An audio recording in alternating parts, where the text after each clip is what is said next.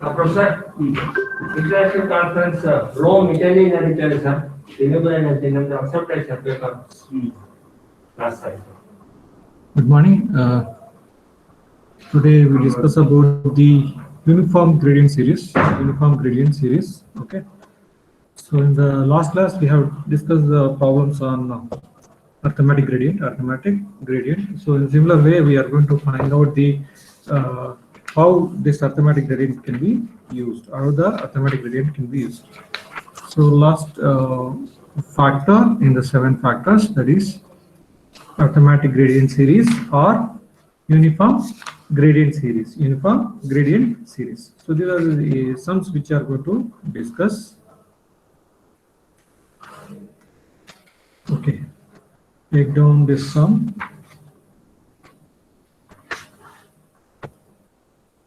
If the amount, the objective is to find out the annuity. A person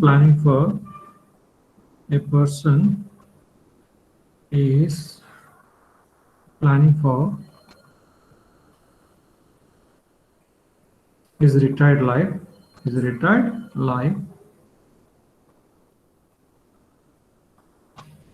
He has 10 more years of service. He has 10 more years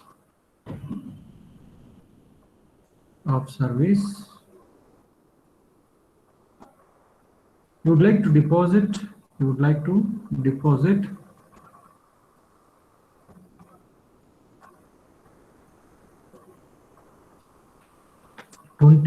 of his salary. 20% of his salary, which is 4,000, which is rupees 4,000 at the end of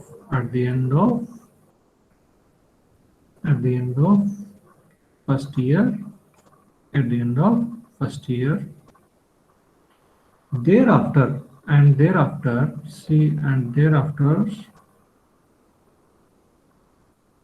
he wishes to deposit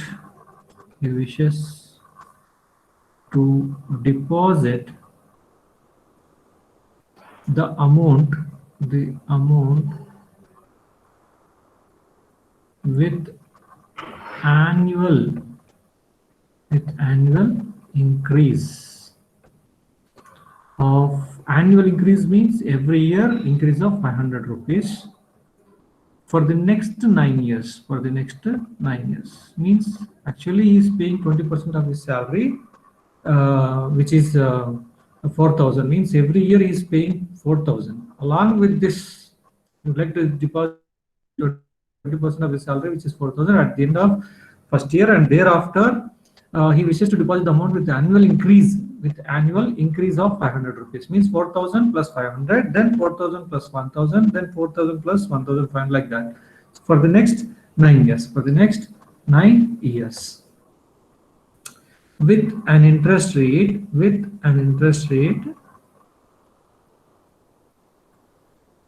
of 15%.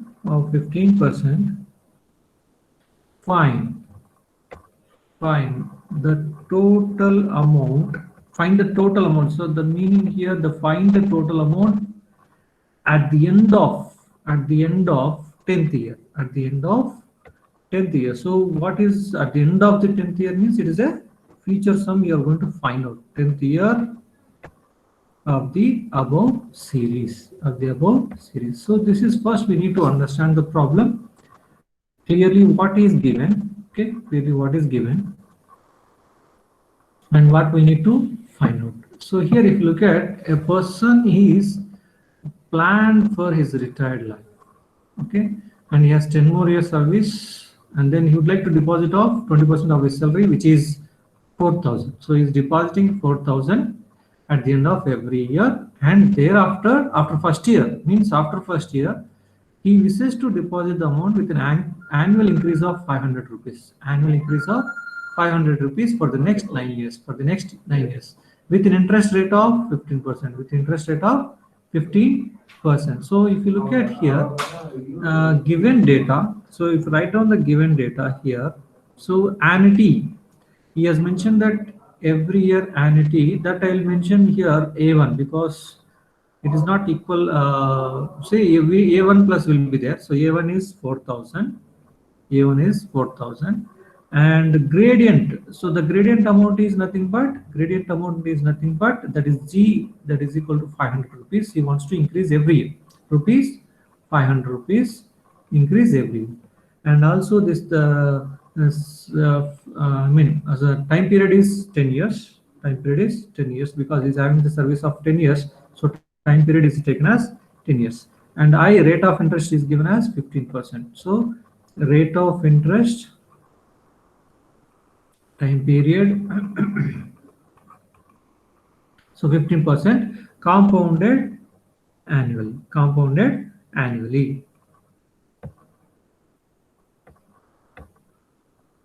So here, this is the data given. So based on this data, we can draw a cash flow diagram, which you have studied in the previous classes.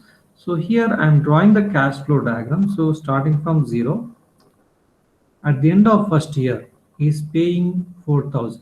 He is paying 4,000. Sorry, 4,000. Okay.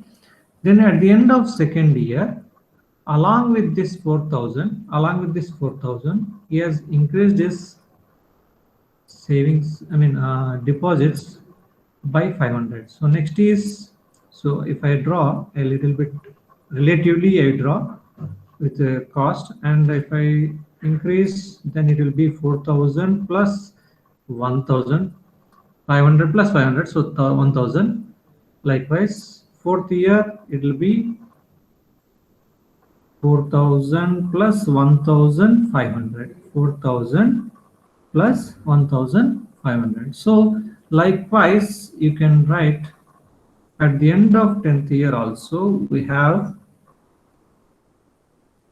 5 into 9, that is 4,000 plus 9,500. So if you look at here, this is what you can call it as increasing gradient. Okay, arithmetic gradient which is increasing, and at the rate of I is equal to 15%. I is equal to 15%. So this is what the cash flow diagram. So based on the cash flow diagram, first what we need to do is, is asking, and what is asking here, what is the amount? What is the amount he is going to get at the end of 10th year? So this is asking F. Okay, so but here I don't know how to calculate for the F. First, we need to calculate the average annuity,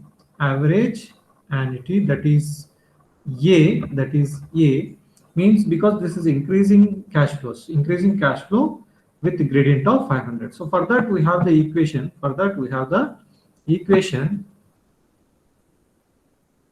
That is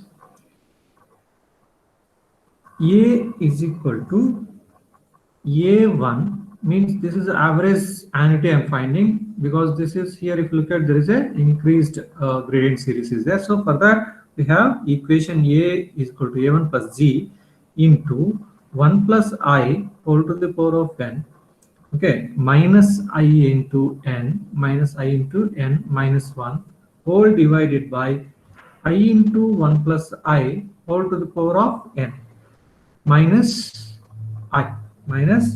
So if you look at this equation we have, so we have found out that this average annuity we are going to calculate by substituting this value, that is A1 is 4,000 and then gradient of is 500, then we have G is 500, then 1 plus I, rate of interest which I have taken is 15%, so 0.15 whole to the power of n minus 0.15 into 10 minus 1 divided by 0.15 into 1 plus 0.15 whole to the power of n is 10 here, sorry, n is 10 here, so to the power of 10 minus 0.15.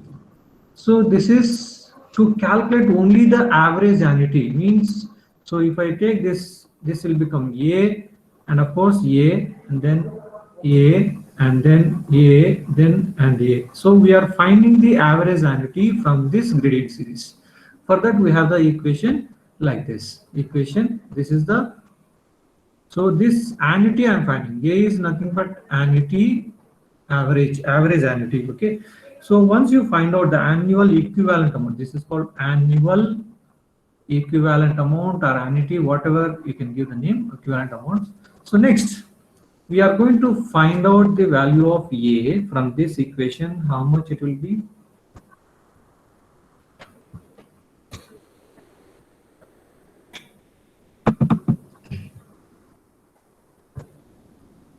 Yeah. How much it is? If I substitute the values, anyone, and let me know, rupees.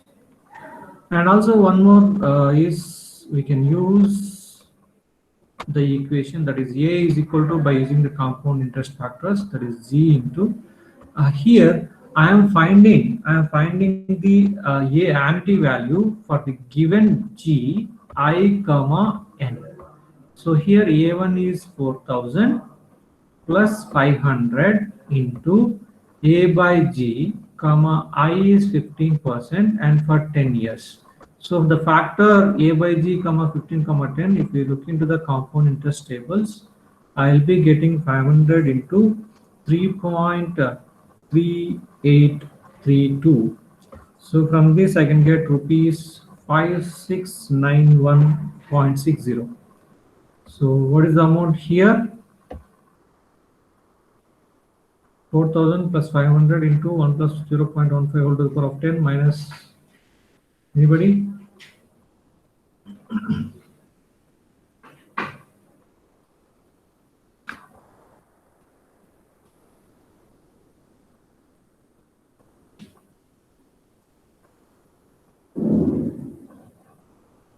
Anyone? 5691.59. 5691.59, huh? Okay, 5691.59. So doesn't have much difference. So you can use this way or this way, whichever it is. So after finding this is the annual equivalent amount. It means that, so the amount which you have paid at the end of every year, 4000 plus 4000. Say for example, here it shows that now if I redraw that one at the end of first year, 5691.59 or 56. Say at the end of second year, 5691.59. At the end of third year, 5691.59. Likewise, there is an annuity. 5691.59. So now I need to calculate for this annuity what is the amount I can get at the end of this year. So now that same cash flow diagram is converted into like this. Means I have found out the average annual equivalent amount, that is nothing but here. So this is A now, So now how you get the, for I is equal to say 15%, how you get the F? So we can use the equation.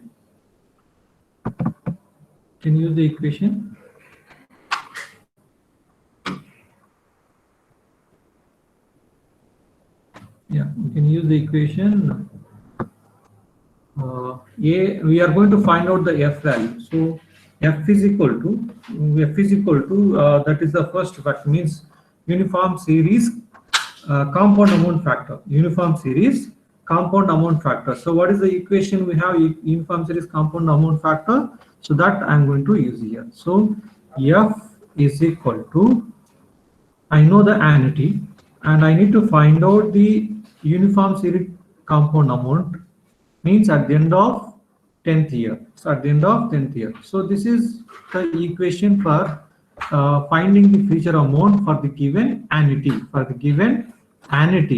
What is the future amount that we are going to find out by using this equation?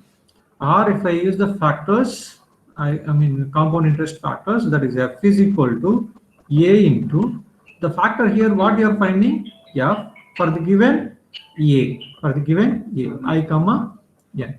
So or otherwise I can write A is nothing but here 5691.59 into this factor, that is F by A, comma I is 15% and N is 10.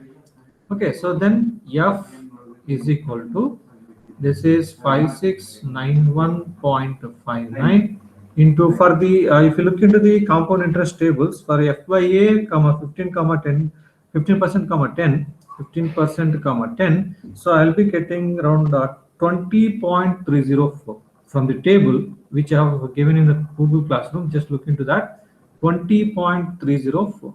So F will become rupees 1,15,562.25. So this is the future amount he's going to get at the end of 10th year. At the end of 10th year. At the end of 10th year, he's going to get 1,15,562. So similarly, if I use this formula, same I am going to use this 5691.59 into 1 plus percentage is 0.15 whole to the power of n is for 10 years minus 1 divided by 0.15. So here I am going to get the future amount of how much? 115560.44. 115560.44. So 1,15,560.44. So this amount we need to write a statement at the end of the 10th year, means at the end of the, so got the difference for the previous problem and this problem. This is a uniform gradient series, So in the previous problems, we are with one cash flow diagram, we are finding the amount. But in this uniform gradient series, he is going to deposit 4,000 at the first year. Then thereafter, he is going to increase his savings by 500 every year. So 4,000 plus 500, then it will become 4,000 plus 500 plus 500. So 4,000 plus 1,000, then 4,000 plus 500 plus 500 plus 500. So likewise, it will become 4,000, 1,500. So likewise, he is increasing his deposits in the bank. He is increasing deposits in the bank. So what the future amount is going to get? So first here, as we don't have the interest factor like this, so first we'll find out the average annuity, that is A, which is equal to, which I have mentioned here, A is equal to A1 plus G into, so from this we are going to find out this A, which is average annuity, So once you find out this average annuity, that is which I have written in the cash flow diagram like this. So if you look at the down one, so the cash flow diagram, this cash flow diagram is converted into like this. After finding the annuity, means on an average annuity is 5691.5. So for this we have the compound interest factors. Interest factors we have. So for these interest factors, now I can write for this cash flow diagram, the interest factors I can write as formula. I can write as F is equal to, I need to find out the F for the given annuity. So first cash flow diagram is increasing gradient series. So that is converted into a annual equivalent amount. Afterwards, we need to find out what future sum is going to get for this annual equivalent amount. So here I am using the two factors. One is the gradient factor, the other one uniform gradient series factor, and one more factor is uniform series compound amount factor. So these are the two factors which I am using in the one problem. So that is only happen in the uniform gradient series annual equivalent amount factor only. Okay. So you need to know what kind of problem he has given. Based on that, we need to calculate. And one more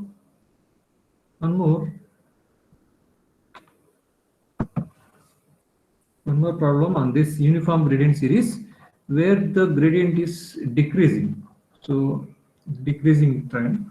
So we'll take one more problem on this.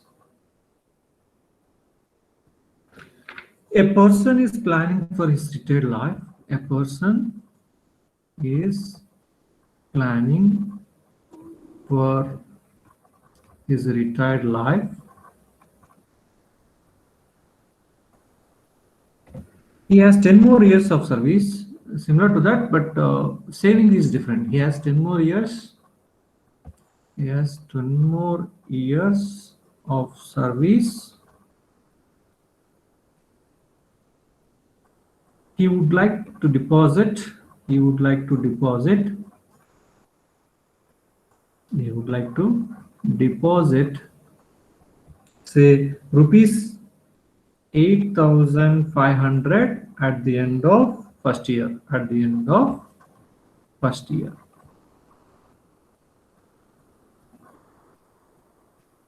And thereafter, similar to that, only a small change is there. He wishes to deposit. He wishes to deposit with annual decrease. With annual decrease. With annual decrease of. With annual decrease of rupees 500. Rupees 500. Decrease. Annual decrease of means 500 is less. Means 8,500 at the first year, then it will become 8,000 in the second year, then 7,500 in the third year, then 7,000 in the fourth year. Likewise, it will keep reducing. Okay. For next 9 years. For next 9 years. For the next 9 years. Okay. So then, with an, of course, the rate of interest is 15%. Rate of interest is given as 15%. Find the total amount. See, the question is same. Only thing is the difference. The difference is thereafter he wishes to deposit with annual decrease of, whereas increase in the previous problem. Here it is decrease of. So find the total amount. Find the total amount at the end. So at the end, in the sense, we need to find out the future amount at the end of the 10th year. At the end of 10th year for the above series. So this is the problem which is given. So in this, right. So what is given first? Write down. So given is, that is annual or annuity. So there will be an annuity of rupees 8,500 at the end of first year. But this is I'll be giving as A1. Okay. And gradient. The gradient is decreasing gradient, right? So that I can take it as say rupees minus 500. Means we are reducing from the actual amount. Then what is the rate of interest? Rate of interest is 15%. 50%. And time period is how much? It is for 10 years. It is for 10 years. Okay. So now, so once you know this given data, from this given data we draw the cash flow diagram. See, first year, so this is 0. At the end of first year, he has deposited the 8,500 rupees. Okay, he has deposited the 8,500 rupees. Then at the end of second year, what will happen? There will be a reduction in the amount of 500. So this will become 8,000. This will become 8,000. Next third year, it will become 7,500. Then likewise, fourth year it is 7,000. So if you keep going, at the end of 10th year, the amount will become 4,000, because 9 years we have to reduction in the actual amount. So 8,500 minus 9 into 500. So 8,500 minus 4,500, it will give 4,000 at the end of 10th year. And is expecting to find out what is the total amount I'm going to get at the end of 10th year. So at the end of 10th year means it is always future amount. So if we want to calculate, so for this kind of series, uniform gradient series, we don't have direct formula for calculating the F. So first this has to be averaged. This is averaged by calculating the equation, that is which you have discussed, average annuity, that is A is equal to given annuity A1. Here is it plus or minus, because this is a reduction in the gradient, so it is not plus. So I'll be writing as minus G into the same formula. Only thing is, in the place of plus we are going to get the minus, because the gradient is minus. So the remaining thing is same, that is 1 plus I whole to the power of n minus I into n minus 1 divided by I into 1 plus I whole to the power of n minus I. So here this is same as it is, only thing is I have changed here. In the case of previous problems, it is arithmetic increasing gradient was there, so I used the plus. In the decreasing gradient, we'll use the negative. So by substituting this in the equation, then I'm going to get A1 is 8,500 minus G is 500. Decreasing is 500. 1 plus same 0.15 whole to the power of 10 minus 0.15 into 10 minus 1 divided by 0.15 into 1 plus 0.15 whole to the power of 10 minus 0.15.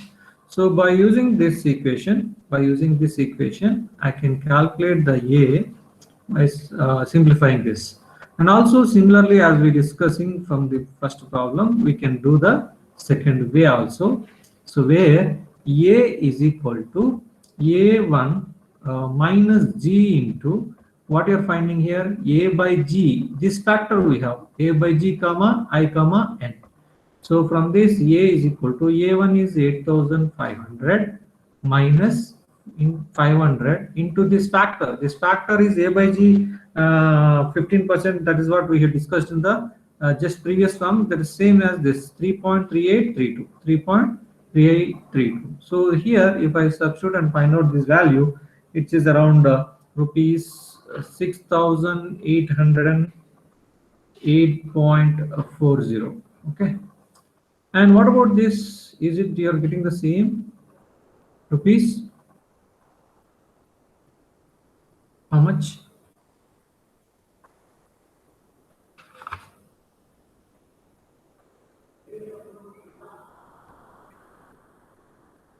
How much?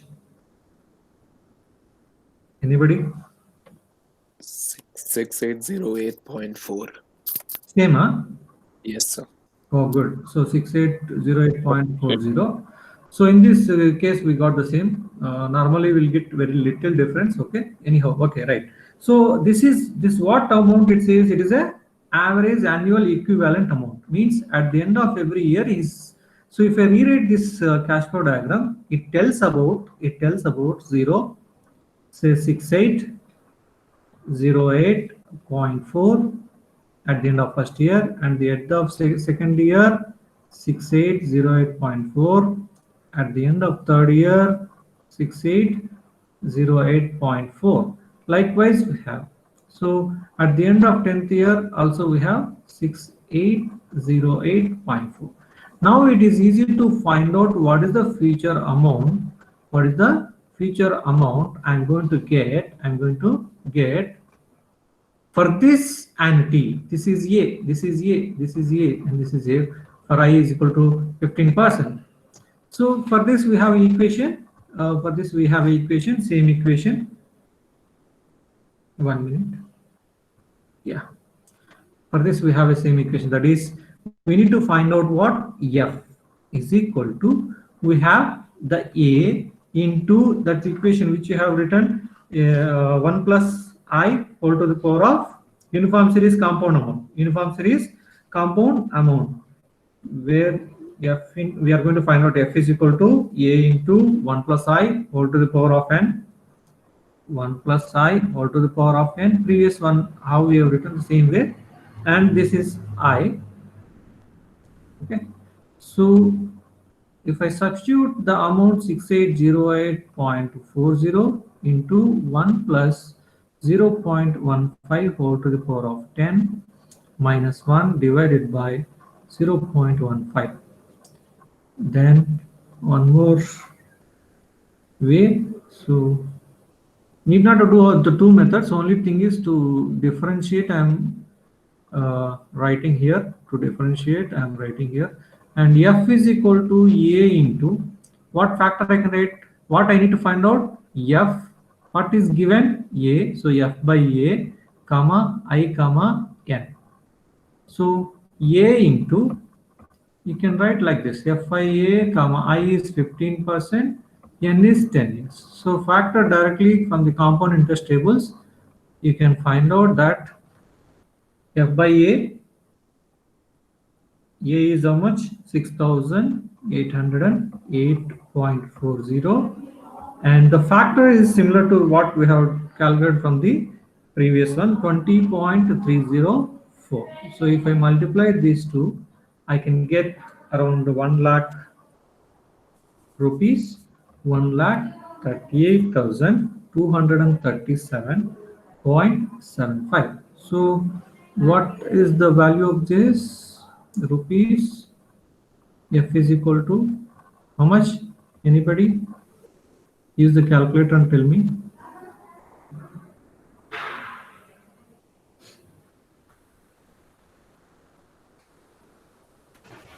$1,38,235.87. 235.87. Okay, so very small minute difference, doesn't matter. Okay, so this is how you can use. See, I'm keep telling every time, so you can use this way or this way. So whichever you feel better, that you can use. So after this, what we have to write, very important, is statement. So important is statement, we need to write. What statement is here? We need to write is at the end of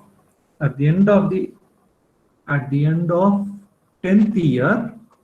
But he's asking what amount he is going to get. Find the total amount at the end of 10th year. So at the end of the 10th year, he receives the amount. He receives the total amount of rupees 1,38,235.87. So this statement is very, very important. Don't forget to write this statement at the end of the problem. So statement, substitution, then result, cash flow diagram, given data. So these are the 5 important we can take into a scheme evaluation. Okay, given data, then cash flow diagram, then is formula, then substitution and result. Okay, then finally statement, what you have to write. See, at the end of, this is what you can call as, at the end of the 10th year, he is going to get amount of so and so.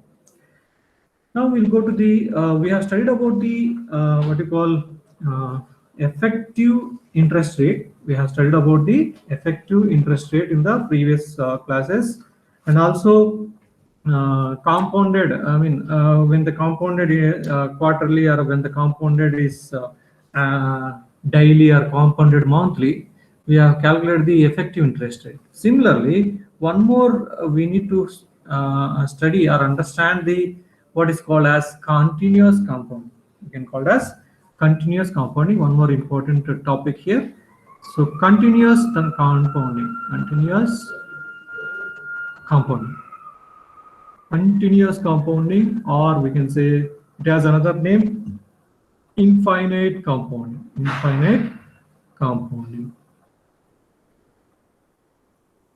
So what is this continuous compounding? And say here we have the effective interest formula is I effective is equal to 1 plus I by n whole to the power of n minus 1. So I is the stated rate of interest. Then n is the number of interest periods. Okay. Then I effective we are going to calculate. So if you look at this, if I want to continuous compounding, means the compounding is continuous, means where the that will be denoted as I infinity. Where we can apply the limit, because it is a continuous function, it is a continuous compounding. So limits can be used here to calculate the I infinity. So limit, I mean, n tends to infinity means that is a n tends to continuously, I mean continuous compounding, n tends to infinity. So what is the value? I'm going to get 1 plus I by n whole to the power of n minus 1. So we know that here this formula, if I write the formula for limits, limit x tends to infinity, limit x tends to infinity. If I have 1 plus 1 by x whole to the power of x, if I have limit x tends to infinity 1 plus 1 by x whole to the power of x, this can be written as e power x, e power x. So this can be written as e power x. So by using the same formula here, so here I can write limit n tends to infinity, 1 plus, I'll write here 1 plus I by n, okay, I by n. And if I write, because reciprocal of this 1 by x reciprocal is x, I by n reciprocal is n by I, and because it has to be written in the form of that, but it is written as I and cancelled, it is, so this term is not changed. So I'm just rearranging this term in such a way that I can apply this formula. So then minus 1, So here, if I apply this, okay, this is e, this is not e power x, this is e. Okay. So then this whole thing we can write as limit n tends to infinity, 1 plus I by n whole to the power of n by I is going to be e, So e to the power of I minus 1. So I infinity, if you write the continuous compounding, we can get, So that's n by, which one? N by I. This is n by I, because I want to make it into this formula. So if I get this into formula, then I can apply this limit n tends to infinity for this, so that it will become e. Then e power, this whole thing will become e. When I apply the limit n tends to infinity, then this whole thing will become e. Then e power I minus 1. So I infinity can be written as e to the power of I minus 1. So this is what we can say continuous compounding. So suppose for the example, if I take compounded annually and it is a continuous compounding. For continuous compounding, see if I take one example, say one example we can take where the amount is given as, say, A is 1200, okay, and say I have given I is equal rate of interest is 12%, compounded annually, okay, generally, and then for n is equal to 5 years. So if it is for continuous compounding, if I have a continuous compounding,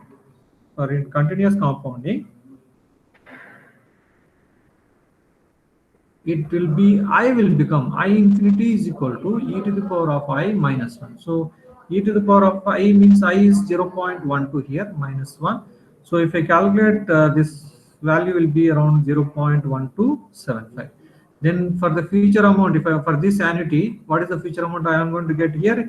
A into, I have the equation that is 1 plus I infinity whole to the power of n minus 1 divided by I infinity. So A is 1200, and 1 plus I infinity is 0.1275 whole to the power of n. N is for how many years is mentioned? For n is equal to 5 years. So 5 minus 1 divided by 0.1275. So this is, I'm going to get around roughly 7,737. So this is the amount. If I go for continuous compounding, I'll be get this amount. So the same amount you can, without continuous compounding, you can find out by using the same formula where I can be substituted as 12, that is 0.12. So you'll be getting lesser than the actual. So continuous compounding will give the higher amount compared to the normal compounding. So we have studied till now the what you call continuous compounding, effective interest rates, and as well as different interest factors. All this which covers in the module 3. Okay. So with this, I'll stop today. And in the next class, we'll go to the next module, which is I completed this third module. Third module is completely these 7 factors which you have in your syllabus, and little bit theory part of that introduction to engineering economics and problem solving process, decision making, and we have studied law of demand and supply, and also we have studied about the simple interest and compound interest, and also we studied about the different interest factors, rate of return, loss of returns. Okay, so these are all which covers the theory part and as well as numerical parts. So in the exam also you'll be getting 50% theory and 50% numerical. Even for the internals also I'll be giving the same way. Okay, right. So I stop today.